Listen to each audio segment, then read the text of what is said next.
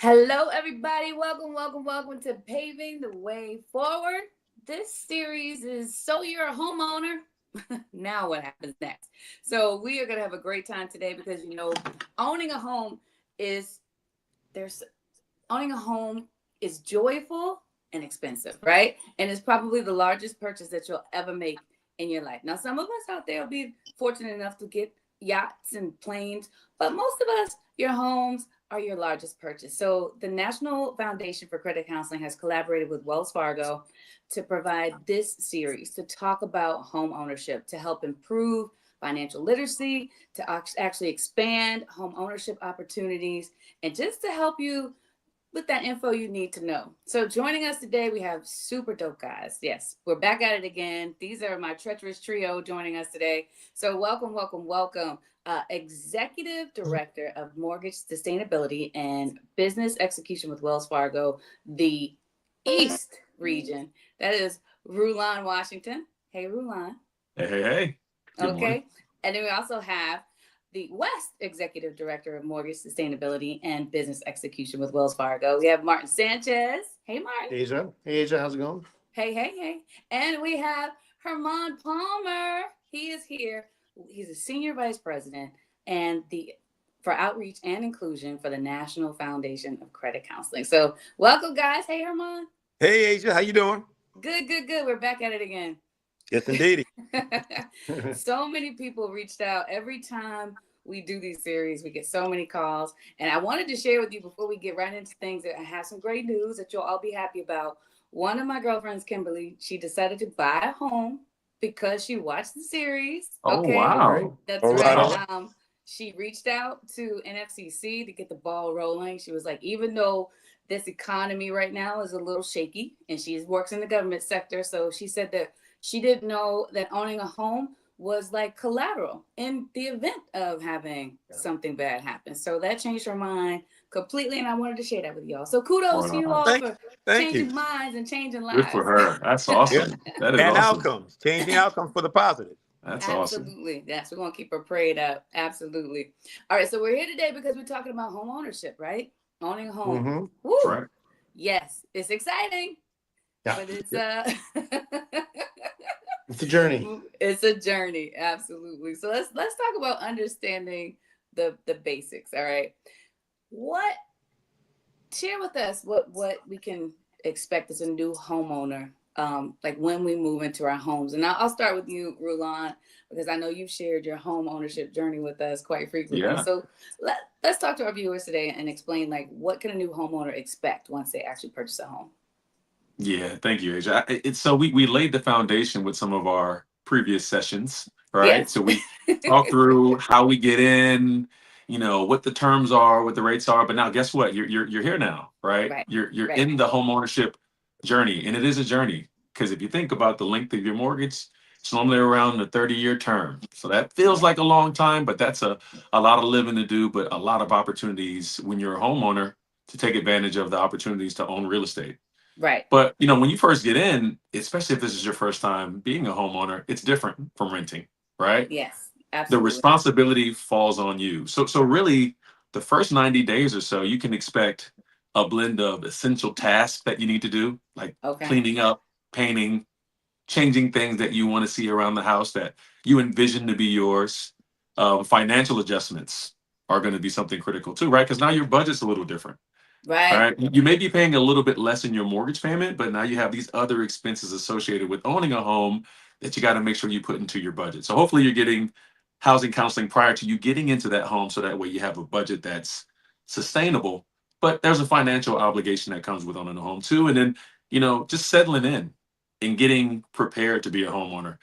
Before we got started with our broadcast, I was talking a bit about what my week looked like this week. And I've been a homeowner. It's just a week, right? I've been a homeowner for 10 years. One of the best decisions I've ever made, right? And teaching my daughter, who is turning 10 this year, how to be a responsible homeowner in the future. So we're doing small things together. Unfortunately, on Sunday, we wake up, AC's out, right? So that's unexpected. You don't expect the AC to go out. So now you have to call the AC company and get that fixed. And then on top of that, you might have some other things that go wrong. And today I woke up this morning and my water heater's leaking. So those are things that you have to prepare and budgeting for. So that's why I mentioned like that first 90 days, the financial adjustments, Yes. they're important. So start out by just creating a plan, knowing that you're starting this new journey. Yes. And Herman was shaking his head the whole time. So I know you want to chime in. Same question. What can people expect? Or what is your advice when they come by and see you over at NFCC? My advice is to be excited because you're going to be empowered. Right. When you own a home, you've got more options available to you.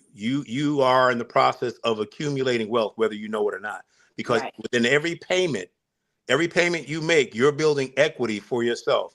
And even if you decide to go for a 30-year mortgage, that's 30 years of you investing into your future, building equity, and you're building in an asset that oftentimes will grow faster than anything else you might be able to invest in. And it's yours. And you're going to be disciplined because you got to pay that mortgage on time, every time. Right. So you're going to reap the benefit. And then there's freedom. Freedom, Rulon mentioned, you have more choices available to you in terms of what you want to do when you decorate your home, because it's your home. So if you want to have a wall that is in the way and you want to remove it, as long as it's not a load-bearing wall, you can do that. If you want to throw in a pool and you can do that. If you want to paint or add, one thing that's a big thing is when they want to add panels, solar panels. Yeah. You can play an active role in managing how you pay for different parts of your utilities, and that could actually reduce your electric costs. So you get empowerment and you have more freedom. I love that. Martin, what's your advice? Yeah, what Rulon and her mom mentioned are great advice, and focusing on, what is the plan. But I think part of the plan could also be not to do everything within that 90 days. Right. So when I bought my first home, things like 7 or 8 years ago now, we had to redo the roof, redo the hardwood floors, solar panels, air conditioning, water heater. I mean, there's a list of things, and it was not realistic to do it all within 90 days, time-wise or even financial. So what we do is every single year, do some other big project, a little bit at a time. What are the most critical things? Obviously, you have to have hot water and air conditioning. At least for me, that's what I like, right? But some other things can be pushed out, can be deferred maintenance. So have a plan as to what are your immediate realistic needs. Or maybe it's I think we covered this once upon a time, one of our previous conversations. Start off with, the air conditioning, but then that means you have to get, lawn furniture, Hermione mentioned last time, right? In your first apartment, I think it was. So yeah, what is your plan? Everyone's different. So I would look at what's realistic now and what you could defer into the future. I love that. Armand, again, thank you again for joining us from the NFCC. We appreciate you because this is where we start with you, right? And so a lot of people from the ground up have like so many questions. Shireen, by the way, loved all of your answers, and her reply to all of your responses was amen. Thank you. Armand, talk to us a little bit about what is a mortgage servicer? Sure. A mortgage servicer is basically the business manager of your mortgage loan. Okay. This is the company that is responsible for managing your loan after it closes. Right. They handle the day-to-day administrative tasks involved with keeping your mortgage on track. If you have any bumps in the road, you're going to call them. If things are going well, you're not going to hear from them. Right. A lot of times people make the mistake, if they hit a little bumpy trail and they have to have correspondence or interaction with the mortgage servicer, they run from that person. No, you want to run to the mortgage servicer, because the sooner you engage, if there's a problem, the more options you're going to have. So they're the business manager of your mortgage. Right. That's right. Absolutely. I know, which I never ever want to repeat again in life, but I know I had to call my service manager COVID time. I was like, wait, what's next? What are we doing? And so they were super, super helpful. So absolutely, definitely keep that number like highlighted somewhere near you, because you'll need them more than you think. What were you going to say, Ron? Yeah, I want to add a point there. So, just as Wells Fargo, we originate mortgages, but we're also a mortgage servicer as well. So Herman's definition is spot on. And so, Asia, to your example that you were referencing during COVID, Sometimes homeowners, they don't know who their mortgage company is. They assume it's the same company that they may have originated the mortgage with. Right. But what happens is sometime during the life of your loan, you have what's called a service transfer. And that's when the servicing rights, as Herman mentioned, that entity that manages the day to day, that maintenance, sometimes they transfer or sell those loans to another servicer. Mhm. So it's always important to open your mail, read that information that's getting sent to you from your mortgage company. So you'll be Right. aware, right? Because when you need to get that assistance, when you're making that phone call during the pandemic to see what options are available, are you calling the right number, right? Right. Do Right. you know what options are available? Because there are tons of companies that are not particularly banks that do have that obligation of managing a mortgage as the servicer. And sometimes there's confusion between the person that you're working with to originate your mortgage and the person that you're going to be paying each month as your mortgage servicer. Right. I actually did run into that problem because my loan was so Oh, low. wow. Didn't know, but I did open my mail. Yeah. But once I called the number, they definitely forwarded me into the right direction. So I absolutely know exactly what you're talking about. It Yeah. could definitely be two separate entities. So thank you for sharing that because I forgot about that. That was like 5 years ago. I think I intentionally tried to erase it from my mind because Yeah, and Asia, when the new servicer, when they start to maintenance the mortgage, they're obligated to adhere to whatever the previous servicer was doing if you were in a crisis. So let's just say you're in the middle of getting assistance yes. and you go through a service transfer, the new servicer will honor any activity that you had already put in place with your previous servicer. So there's a warm handoff between the two companies. It's not Oh just wow. cold and they sell it. There's actually communication from 45 days to 60 days between the two servicers in lieu of that transfer. So the goal is to never leave the homeowner absent of the connection. We don't Okay. ever want to leave the homeowner out in the wind and not know exactly who to contact. That's amazing. That's a good point. Thank you so much. Roland, I'm gonna stick with you because you mentioned a little something about escrow, and so let's piggyback on that and let's explain like what the escrow is and how it actually works. Yeah. So that term related to mortgage is a bit different as just general terms around finance. Okay. When you think about a mortgage escrow, it's essentially a special account Hmm. that is put in place by your mortgage lender or your mortgage servicer to maintain the costs associated with home ownership. The two main costs Hmm. are your property taxes that you have to pay each year, and then your homeowner's insurance in order to protect your home and protect that collateral. The collateral is essentially your home because you're still paying back a debt to your mortgage company. And so they have to make sure that the asset, which is the home, is protected. And so Hmm. essentially what escrow does is it allows you to pay monthly increments back to your service provider, and Okay. then they are responsible for paying your homeowner's insurance each year, and then also your property taxes each year. Now, it's not required in all instances to escrow your mortgage. It is advantageous, but it isn't always required. For some types of loans, like FHA loans, they do require it because they don't want you to default. Okay. But you really have a choice in certain instances. Now, the benefits of having escrow is that it's out of sight, out of mind. Right. Once you pay each month, you're paying your principal, interest, taxes, and insurance. Taxes and insurance are your escrow. So you're paying Right. your mortgage company once a month, and then you don't have to worry about it at all, unless you're shopping for new insurance, and then you can shop, and then your mortgage company will still pay for it. Some of the obstacles you run into when you don't have your mortgage escrowed is now you're responsible for paying your property taxes each year and your homeowner's insurance. Your Right. property taxes, you don't want to let those lapse, right? So when it's escrowed, it'll never lapse because your mortgage company is making sure that it's paid. But if there's a lapse, that could potentially put a lien on your property. And so you don't Oh ever wow. want to jeopardize your real estate by not paying what's due for your property tax. Same thing goes Hmm. with your homeowner's insurance. There always needs to be insurance on the property. And Hmm. what happens is if the insurance lapse, the mortgage company would need to put forced place insurance on the home, which is incrementally larger than what Yes. you would pay for just traditional homeowners insurance, right? So Hmm. your escrow payment is essentially allowing the servicer to pay things for you on behalf of the homeowner. So Terry's chiming in. She says she's a 4-year homeowner. Does your HOA fees affect your escrow? Is the question. Do your HOA Well, fees? yeah. So the HOA fees, they're normally a separate expense that you have to pay, right? Okay. depending on what type of dwelling you live in. So if you're in a condo, that monthly payment may be a little bit different, right? But if you're in a single family home, right, you may have to pay your HOA at a different schedule, and that might be separate. So for example, I'll use my scenario where I pay my HOA quarterly, and I Okay. pay that directly to my HOA.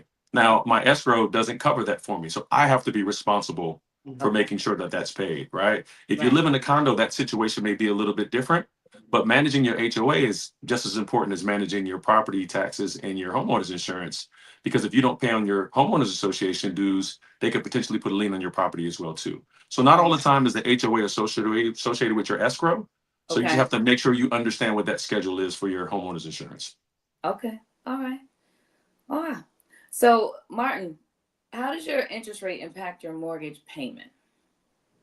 Oh, tremendously. So, those who have a home now, hopefully they were able to get into the low interest rate of 3-4% back, five during COVID times, Yeah. right? Now it's roughly around 7 or 8%. So, um, each piece of the mortgage payment is divided up principal, and interest. So the amount that is taken out every month or that you pay every month is broken down that way. So if there's a higher interest rate, then absolutely your monthly payment will be larger because that portion of your payment, principal plus into the portion that is interest, is going to be a bigger chunk. Right. Now, it's possible you could use this as a tax deduction, the interest Okay. you do pay, depending on Okay. your financial situation. So you have a bigger write-off, but you never want to have a bigger payment, just have a bigger write-off. Nevertheless, it does impact your payments if it's larger. So you always want to get the lower interest rate possible. Okay. And I see you over there shaking your head, Roland. Did you want to chime in on that question? Yeah, no, I mean Martin's spot on, and you actually get a snapshot of what interest you'll pay for the life of your loan when you close. It's called an amortization schedule, and that Okay. schedule will allow you to take a peek at how much interest you're going to be paying for the life of the loan, right? And Mm-hmm. so you think about a bell curve when you're paying your interest. At the beginning, you're not paying as much principal. You're paying heavy interest at the beginning, but as you start to move into the middle of that loan term, so 15 years or so, those numbers are pretty much close to even. And then as you get towards the back half of your mortgage, you're Mm-hmm. paying more towards principal, so you see your balance go down some. So really, Right. it's not ever a surprise on how much interest you'll pay if you have a fixed rate. You should be able to dig back in your documents and see, okay, year 6, I should be paying this in interest. And so it helps you with guiding how much you want to pay. If you want to pay extra each year, if you want to add a little bit more to your mortgage payment, just you'll understand where it goes a little bit better. So I wanted to chime in on top of the good information that Martin shared. Yeah, Asia, and what we're talking about, as Roland mentioned, is a fixed rate loan. So Right. this Right. whole thing changes when it's a variable rate loan. So there should be no surprises because you know exactly when you get the loan, whether it's a fixed interest rate or a variable interest rate. If it's fixed, consistent, right, all Yes. along the way, no surprises. Right. Well, there never should be surprises anyways. But it's variable, well, then it can change up or down. It's probably going to be up. Well, not Yeah. necessarily. It could go both ways, but it's too much unpredictability for me personally. Yes. Absolutely. And the balloons. It's like, oh no, I don't Yeah, want that that's either. possible. The balloon too. Yeah. Yeah. Yeah. Yeah. Yeah. Herman, someone asked, I want to pay off my mortgage early. Are there any benefits? There are a lot of benefits to paying off your mortgage early. You achieve significant interest savings. By Okay. reducing your loan's principal faster, you pay a lot less interest over time. And depending upon how early you pay off your mortgage, you can save as much as tens of thousands of dollars. So that's a huge benefit. Also, in the long term, you lower your monthly expenses and improve your cash flow. Eliminating your mortgage payment frees up funds for you now. You don't have to make a mortgage payment. So now you got money to invest in retirement, for savings, other investments, for tuition, a whole host of things. You can Mm-hmm. also achieve greater financial security and peace of mind. Owning your home outright protects you during financial downturns and can significantly, I mean, really, really significantly reduce your stress because you know you're in solid financial footing. This is especially true in retirement. You can, it allows you to build equity faster, but it also allows you to boost your overall net worth and your credit profile. And it Mhm. also, the last thing I'll say is it gives you psychological relief, that peace of mind of knowing that you don't have a mortgage hanging over your head and you're like, I'm good. I'm Yeah. real. Yeah. I feel powerful. So Asia, when the time comes, you pay off your mortgage, you still have to pay your HOA, your property Yes. taxes, your Yes. insurance. Yes. Unfortunately, Right. there's some stories out here in California with the wildfires where individuals or homeowners who paid off their homes completely, Mhm. but did not continue paying for the homeowner's insurance, Oh wow. and their home burned down, and they're fully on the hook Yes. for the cost to rebuild. Right. So that's Wow. something you want to pay attention to. Everything, yes, your principal and interest, that goes away, but other things do stay. So something Right. else to consider. And Right. one other thing with the insurance, you want to make sure you insure your house for replacement value. A lot of Okay. times people, they bought it for 45,000, they insure it for 45,000, but as we know, houses appreciate in value. So Right. 20 years later, what was 45 is now $240,000. You got to make sure your insurance coverage matches the value of the home for replacement value. And look at it again Herman, every single year. Every yeah, single year, you got to look at it again. Right. Right. that's And the right. contents, the That's right. home and the contents.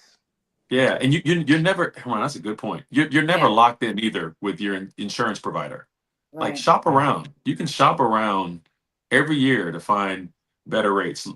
Understanding what the policy covers is extremely important, but that's another way to lower your mortgage payment is if you are identifying opportunities to possibly get lower insurance, right? That has all of the covers that you need, but maybe the premium's a little bit lower. That will, if your mortgage is escrow, that will lower your mortgage payment too. So don't ever feel like you're locked in Right. to that homeowner's insurance provider. You have the ability to shop around. I wish that I had a Hermand or an NFCC when I originally first purchased my home because, I was just making it up as I go along. But I said that because I didn't have flood insurance and Mm. my roof collapsed Oh, due to wow. what they called a flood. It was like excessive rain downpours. Mhm. And so they paid for the contents inside the home, but they only paid for like minimal restoration. They Oh, found every way wow. they could to go around it. And if I had known, like if I had sat in Mhm. Herman's chair, then I would have known to pay that little extra. I don't know what it would have been. It was maybe 30, 40, 50 bucks a month. But hindsight is everything, right? So those little things, the little pieces of information that Wow. you need to know are priceless. When I tell you, yeah, when you don't know, it costs you a lot. Yeah, you got to be selfish in your home ownership journey and look and think about what's best for you and your family as you're making this huge commitment, this huge purchase. Right. Asia, your situation is not it's not foreign. That Mhm. a lot of folks they feel that pressure of trying to get into a home, right? Mhm.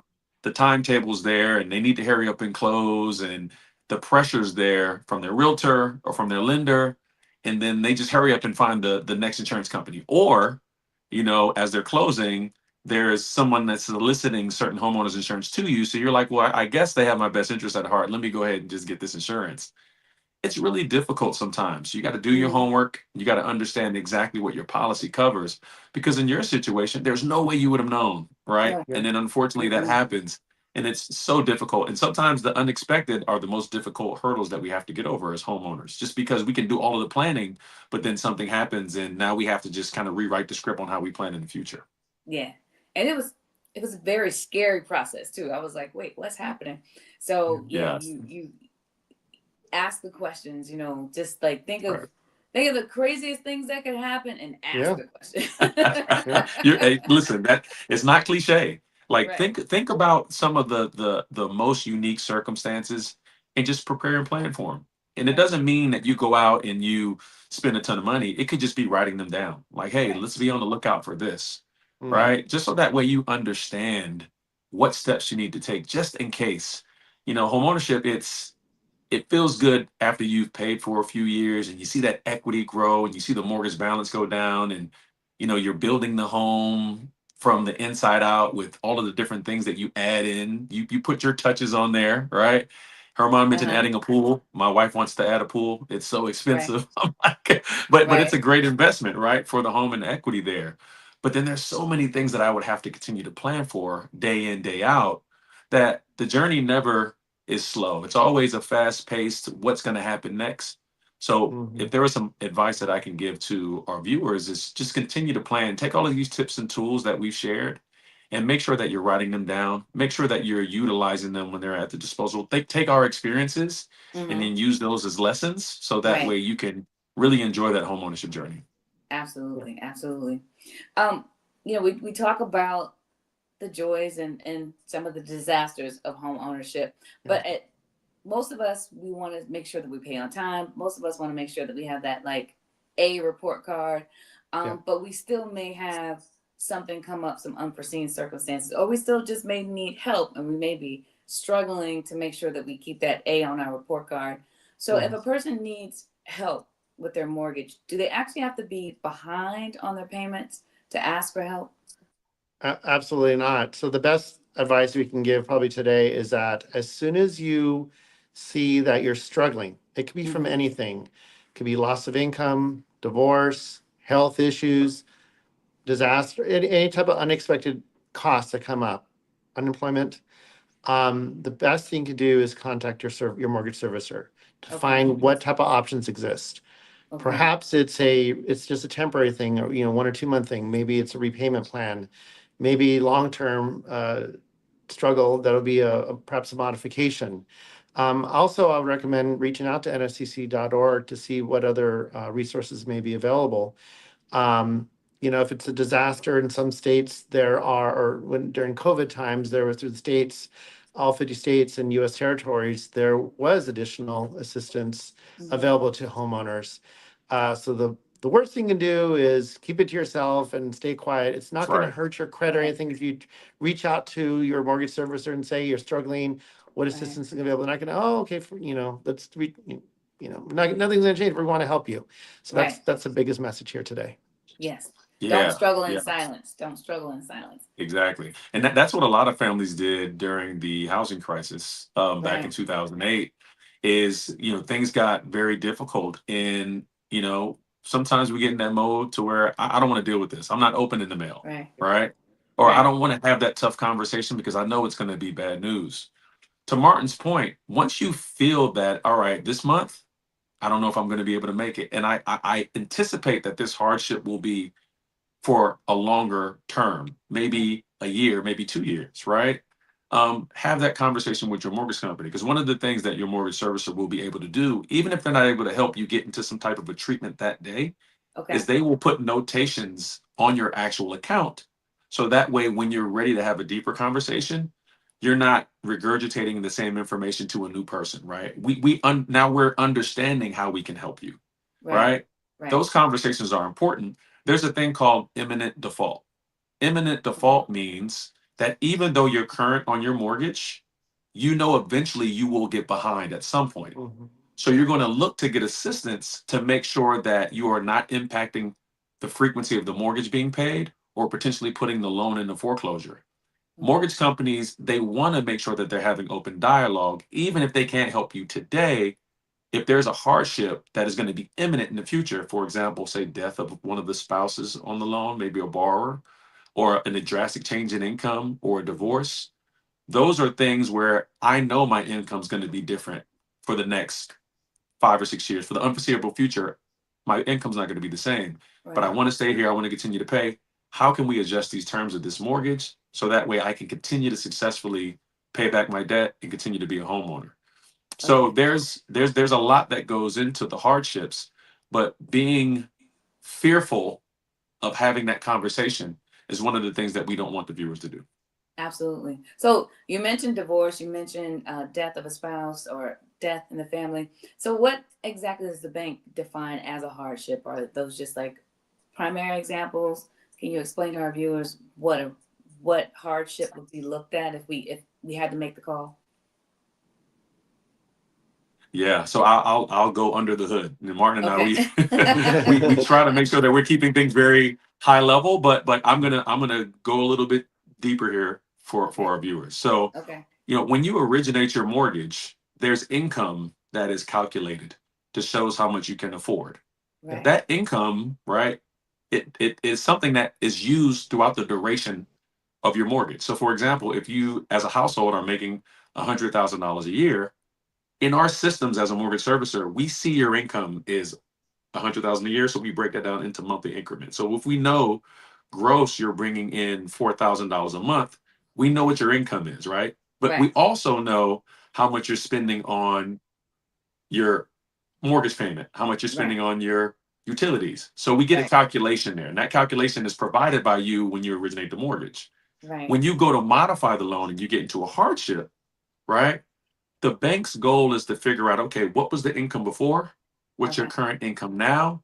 And how can we adjust the terms of the mortgage to make this affordable for you moving forward? So when we think about a hardship, in order to make sure you can modify the loan, it needs to be a long-term hardship, something that's going to be longer than 6 months to a year, right? What falls into those categories, obviously we mentioned death of someone that may be on the loan with you, right? So if it's a borrower and co-borrower, so two people on the mortgage, both counting those incomes to qualify for the mortgage. If one person is no longer being able to pay that mortgage and one person solely responsible, that's a hardship now, right? Because that two dual income that was there, that's gone away, that's cut in half. So that's a hardship. That's probably one of the ones that is the most common is death and divorce, because it changes the landscape of how you can pay.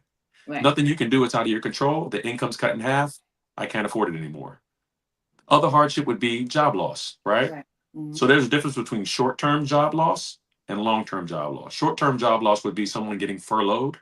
We think about our folks and families in DC. When you have this hiatus, when you're not getting paid, Right. that's considered a short-term hardship. You still engage with your mortgage company, but they're going to be different terms that aren't adjusting the mortgage long-term, right? Right. But if you have a long-term hardship with your loss of income, say a spouse loses a job, or you have a really low decrease in your income, that's another hardship that the bank is going to consider, so that way they can modify the terms of your loan to make it Right. affordable as well too. So anything that will impact your ability to pay your mortgage moving forward is considered a hardship. Okay. Okay. Good to know. Good to know. Herman, are there some resources out there that'll help families facing financial challenges that are unable to pay their mortgage? Are there any programs out there that can help families in need? Absolutely. First of all, can you all hear me? Yes. Great. Okay, good. I'm back from limbo. Okay. First, I would say you should definitely contact, and I want to be very intentional and specific, a HUD certified nonprofit counseling organization like the NFCC. And I say that because these are the subject matter experts who have been trained according to HUD requirements, and they exist not to make a profit. The fact that they say nonprofit counseling agency says we're not here to make a profit. We're here to help you. The other Right. thing is subject matter expertise comes into play. They know this space, and they're not going to be emotionally tied or distraught. The person who's going through it is distraught. You Right. need a coach, a Right. mentor, a counselor to help you navigate your situation, and a person who is familiar with this space, who knows what the options can be based upon your unique circumstances. This is not a cookie cutter approach. They take time with you to understand where you are, what you need based upon their knowledge of the industry. And they say, okay, these are the options that are available to you. Now let's go talk to your servicer. Right. Yeah. So you can be comfortable. And the other thing is, a lot of times we reach out to help, we'll go to our pastors and whatnot, and that's a good thing to do. But you need people who have been trained in this space, who know this space, and oftentimes may have a relationship with these servicers, because that's what they do all day, every day. And they be able to help you to really get to a space, a safe place, and you can relax and get the weight of the world off your shoulders. Yeah. Okay. Okay. I see you over there shaking your head, Martin. Yeah. Yeah. So we've covered different types of hardships already. I think we've mentioned divorce, loss of income, other things. But one thing we didn't mention was disaster. So something else, and again, nfcc.org, your mortgage servicer, either way is a good resource. But many times, if you are in a disaster zone, a FEMA declared disaster zone, then there typically is a forbearance option available to you. Forbearance essentially is a temporary pause in your mortgage payment. So if you're in a FEMA declared disaster area impacted by wildfires, you contact your servicer, and for well, it changes every, it depends on who your investor is, but essentially you could take a few months off of making a mortgage payment temporarily. You still have to pay it eventually, but they want you to make sure to focus on the most important things, find immediate shelter, food, things like that, right? So there is another option in addition to the other hardships we mentioned when it comes to disaster. Okay. So foreclosure is not the only outcome if you find yourself in a financial Never. No, never. situation. It's never the only outcome. You have resources here with NFCC.org, right? You mentioned them. But you have options. You absolutely have options. So I mentioned earlier, if it's a short-term hardship, maybe it's just a repayment plan. We'll spread out whatever you miss for 1 or 2 months over the next, however many months, and to make sure you can make up for it slowly, right? Right. Maybe it's also a refinance, and maybe you have the income now, but you're not going to have in the future, but interest rates are lower. Maybe we could lower your mortgage payment and make it more affordable for you in some scenarios, depending on what interest rates look like at that time. Yeah. Yeah. And then, another thing we didn't talk about, sometimes people have a second lien, a second loan, like a HELOC, and they could consolidate the higher interest rate HELOC, home equity loan line of credit, into a first lien for a low interest rate, and maybe that makes it more affordable. So, but if say you are struggling, there are difficulties, right? And you're not going to overcome them. And sometimes that happens. Maybe you owe more than the home is even worth. And a short sale is possible, where you sell your home, you get an agreed upon amount for the home, but then you leave free and clear from that home when you depart. And another option is, sometimes it just doesn't work out. The home is not going to be affordable for you at all. You could still sell that home. If you have equity, equity in that home, you could just sell it. And that's going to be so much better for you and for your credit report. If you want to jump back into homeownership in the future, so much better to do that than just walk away, forget about it, bury your head in the sand, and go into foreclosure. Yeah. So absolutely, there are options. There's a ton of options available to you. So, and one thing I want to share is that a lot of people think, well, the banks make money if you go into foreclosure. They don't. Banks don't want you to go into foreclosure. That is not a business building proposition for them. A lot of times they lose money. I've heard that they win twice, that they get the write up on the home. No, they lose. They lose. Okay. Yeah. So Herman gave us the cheat sheet earlier. Yeah. When you explain the mortgage servicer, right? That role during a foreclosure, that role of the mortgage servicer doesn't stop. Okay. So you may not be paying your mortgage as the homeowner because you are unable to, or you're just choosing to go to foreclosure. But guess what? Insurance has to be paid every month. Property taxes have to be paid every year, right? Maintenance on the home needs to be covered as well too. Right. I give you an example. During the housing crisis, many families who felt, okay, I don't have any options, they just left homes vacant. When you leave the home vacant, right, the grass doesn't get cut. Right. The home isn't secure. Windows get broken, starts to deteriorate. Well, guess what? If you live in a city with a code enforcement, they're going to fine someone for not cutting that grass or not moving that car that's in the yard, right? Or having an insecure location where there could be someone vacating or being in the premises and getting hurt. So the servicer is going to take the responsibility of paying all of the fees and the fines associated with code enforcement fining you for cutting the grass. They have to pay a vendor to board up the windows. They have to pay a vendor to cut the grass. So there's a lot of expense that comes with foreclosure. Really, the goal for a mortgage company is to try to keep a homeowner in that mortgage for as long as possible, so that way they can pay that loan off, because it is more advantageous for a bank to collect the interest as opposed to you leaving and then them paying a larger bill until the home was foreclosed. Because once it's foreclosed, at that point, it's an asset. They have to put money back into that asset to sell it again, right? So they're averaging $40,000 to $50,000 of rehabbing that loan again to hopefully sell it at the same price that you paid for it before you got into your hardship. So that is one of the biggest myths, is that it's a money-making scheme from a bank. Yes. Yeah, that is one of them. That is one of them. Another one too. I know that somebody asked about paying off your home.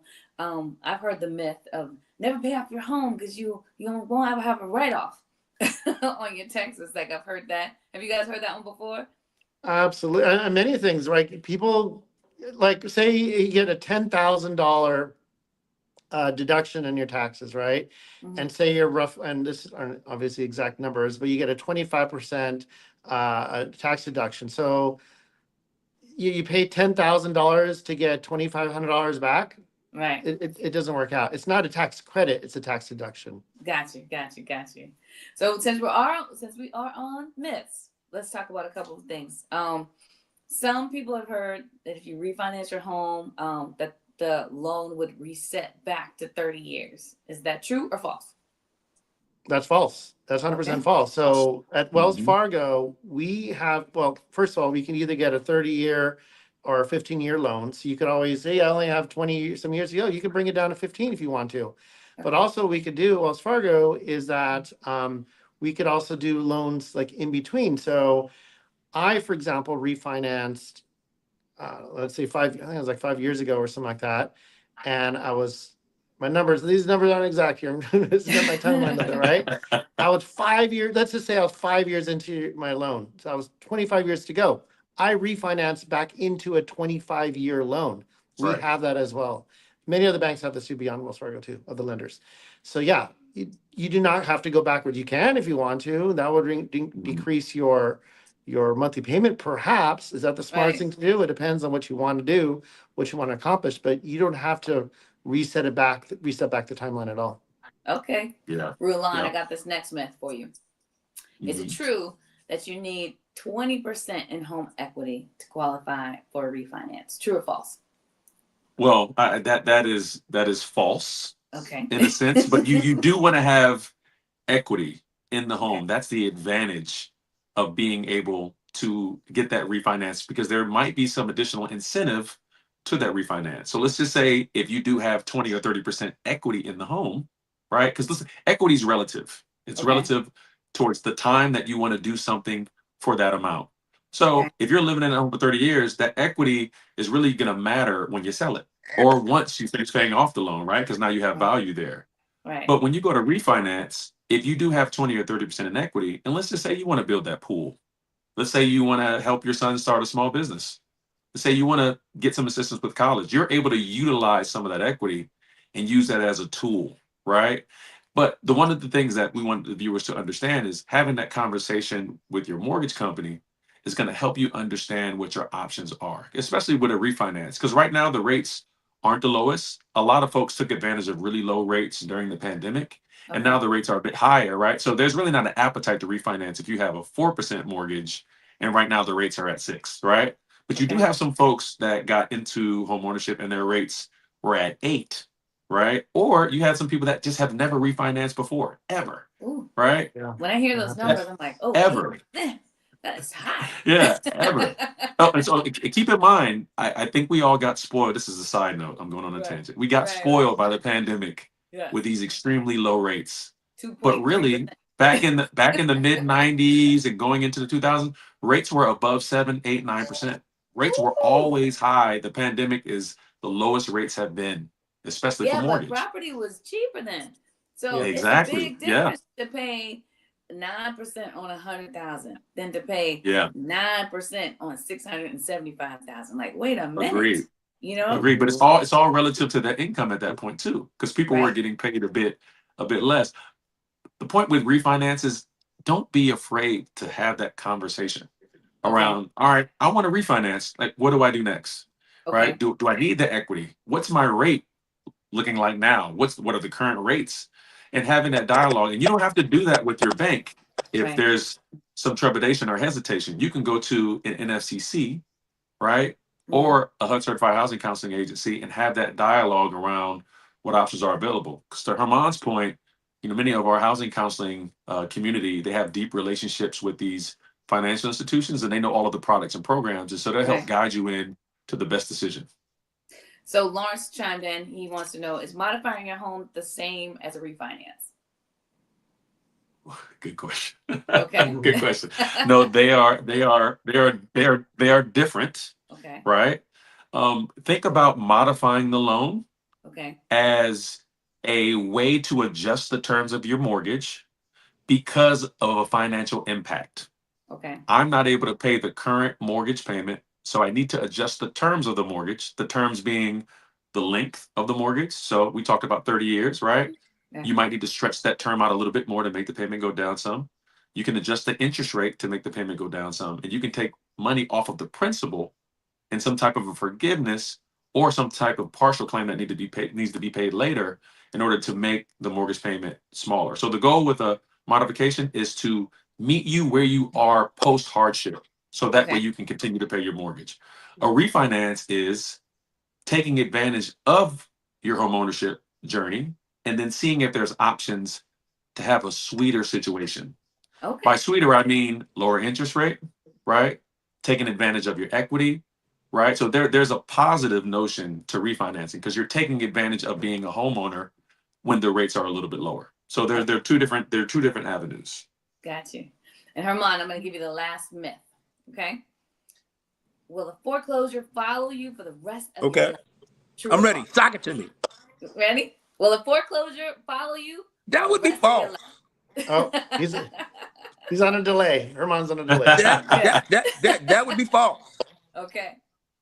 I'm like, you guys are gurgling. I'm in and out of the twilight zone, but okay. No, it will not follow you for your life. Typically, a foreclosure will follow you for, it'll be on your credit report for up to 7 years. And that's from the time you first missed your mortgage payment. Based upon a requirement of the Fair Credit Reporting Act, most negative items, including foreclosures, must be removed from an individual's credit report once they've aged 7 years from the start. So it's Okay. only going to be on there 7 years. Okay. Did y'all get all that? Because I sounded Yes. garbly to me. No. Okay, That's We got perfect. you. That's We a got you. that's a great explanation. There you You go. brought out the act and everything too. I like it. That's good. That was good. So if you're just tuning in, you're watching Paving the Way Forward, presented by Wells Fargo and NFCC, the National Foundation of Credit Counseling. I'm your host, Asia from Urban One. Today we're talking about Paving the Way Forward, home ownership now. What happens? So again, joining us today, we have amazing people. Rulan Washington, the Executive Director of Mortgage Sustainability at Wells Fargo.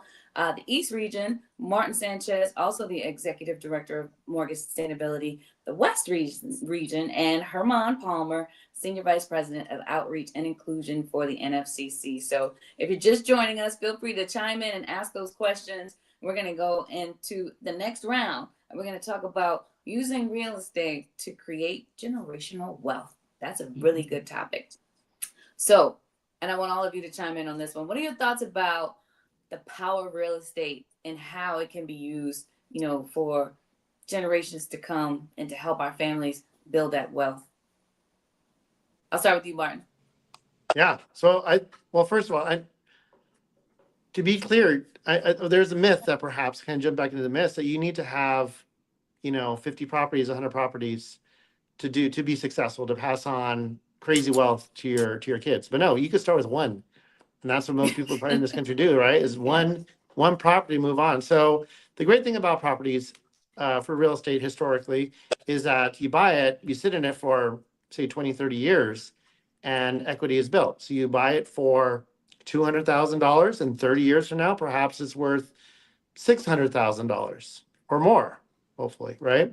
Right. And the great thing is that you gain not only that 400,000 addition, but also the 200,000 you paid off. So $600,000 you ended up with.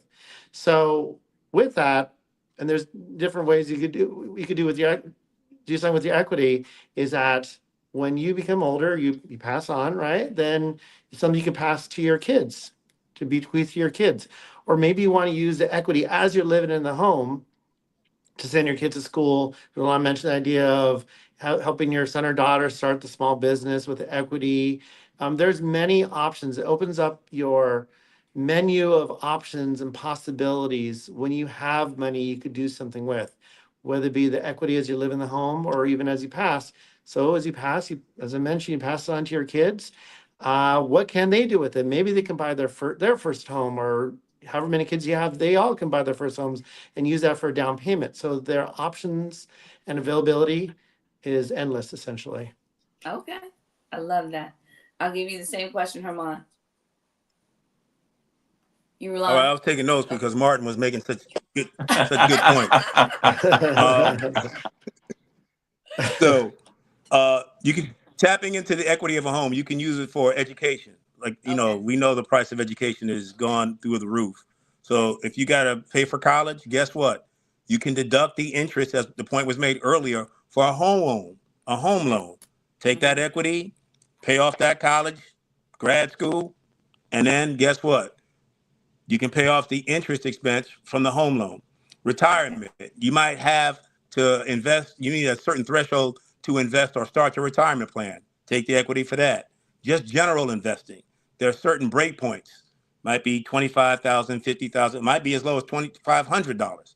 But you don't Okay. have that, you got that equity in the house, you can use that.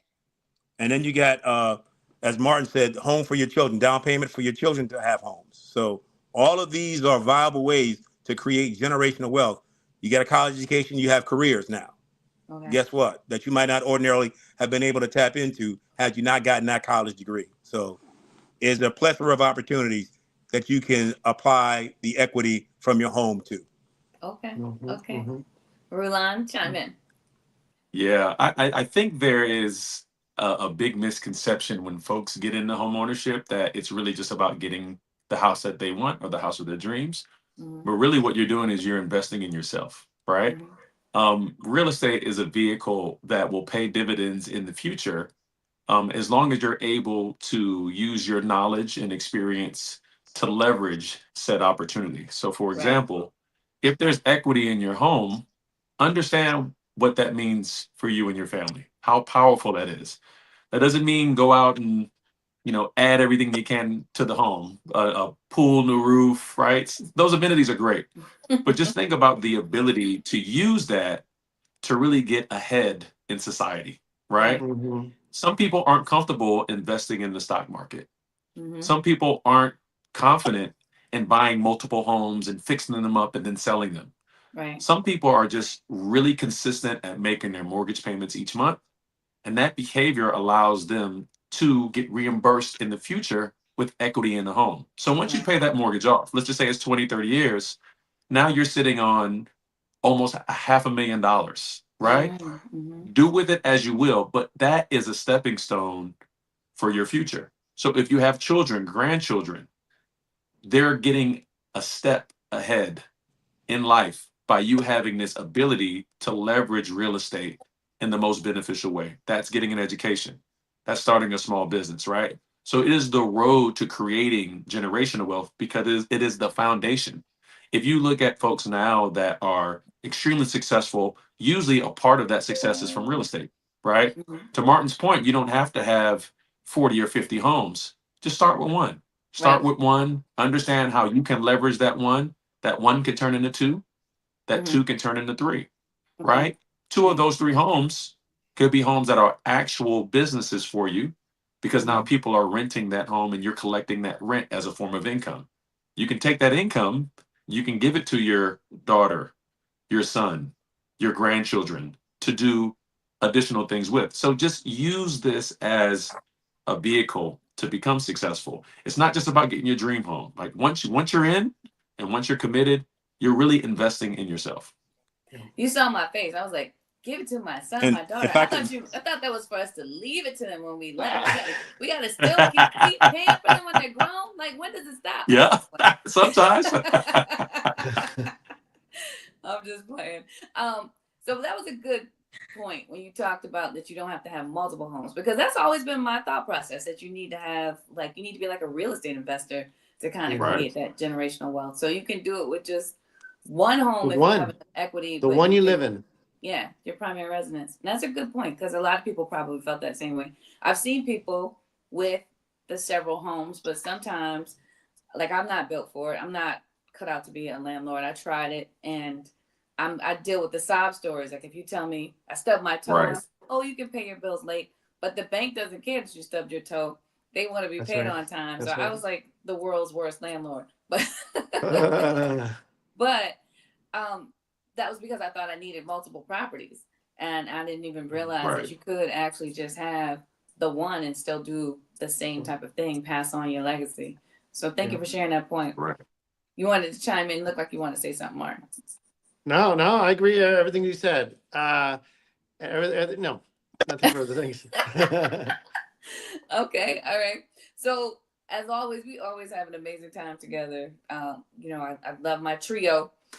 What do you want people to take away from today's session? Because you know, now we're getting people to buy homes. I shared with you that my friend Kimberly is becoming a homeowner. We have a lot of people now who are now interested in preserving this generational wealth, having the equity, to owning a piece of property, owning a piece of real estate.